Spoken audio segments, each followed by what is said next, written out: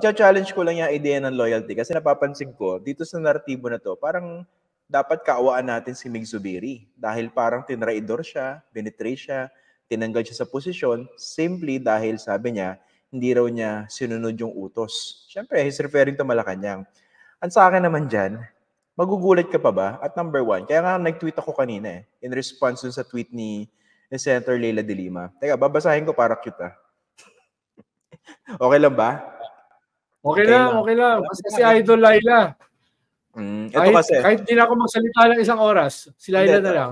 Ito. Nag-tweet kasi si Senator Leila de Lima, sabi niya, "It is always unfortunate when the Senate leadership changes just because the ousted leadership does not cater enough to Malacanang." Haba ng message siya, no?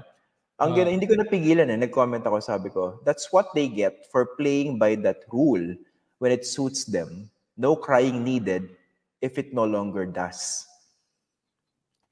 You played that game Tapos ngayon iiyak ka nung tinanggal ka dyan. That's the reality of politics. Ang tagal-tagal mo na dyan Medyo hindi lang maganda yung dating sa akin na parang naging paaway narrative nito sa pagkakatanggal sa kanya. I don't know. What do you think?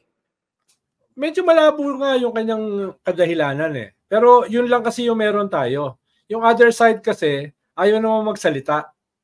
Kanina nga, kay Doris Pigornia at kay Alvin Chico, no? Ang sabi ko sa kanila, ba't hindi na lang kayo mag-imbita ng senador? Habol sila ng habol ng senador. Wala naman daw gusto. Ni isa walang gusto magsalita. Tungkol doon? Siguro dahil baka ikahiya nila yung dahilan kung bakit nagkagaroon ng ganun yung resulta. Both sides, Both sides. Dahil, ang sabi nga ni Senator Mig Zubiri, yung dahilan kung bakit siya natanggal ay dahil hindi siya sumusunod ng instructions do sa powers that be. So, dalawa yung mahalaga ron, instructions at saka powers that be. In-specify niya ng konti yung instructions. Dalawa yung binanggit niya, yung Chacha, kontra siya sa People's Initiative, at skeptical siya dun sa CONAS for economic revision. Ikalawa, yung pagpapatuloy daw nung committee hearing ni Bato tungkol dun sa PIDEA leaks. Yung whistleblower na si Jonathan Morales. Ang problema, yung mga nagtanggal sa kanya ay apparently anti-Chacha rin. Yung 4 na PDP, tapos yung mag-ina na Villar, at saka mismo yung pumalit as Senate President. Si Cheese. So parang it doesn't hold water na yung dahilan ay usapin ng Chacha. Bagaman ay naghahanda yung Kongreso na mag-launch ng final attempt, last hurrah, dito sa Chacha. Kalawa, yung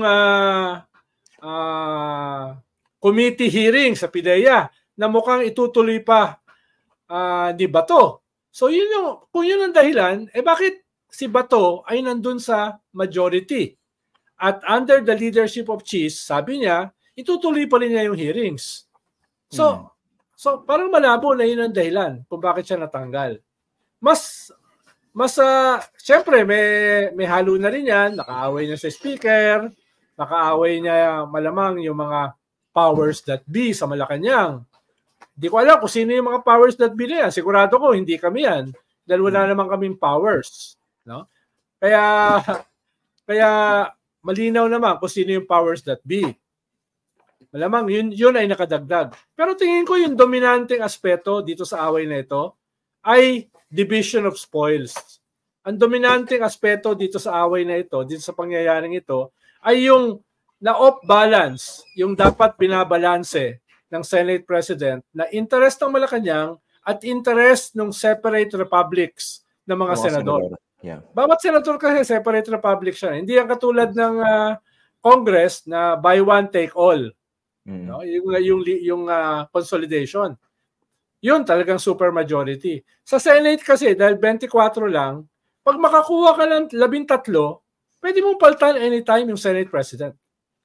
At kaya binabalanse mo, ano ba yung interest ng majority sa Senate in terms of committee chairmanship, in terms of insertion sa national budget, in terms of pork barrel na wala na in On terms paper. of other perks.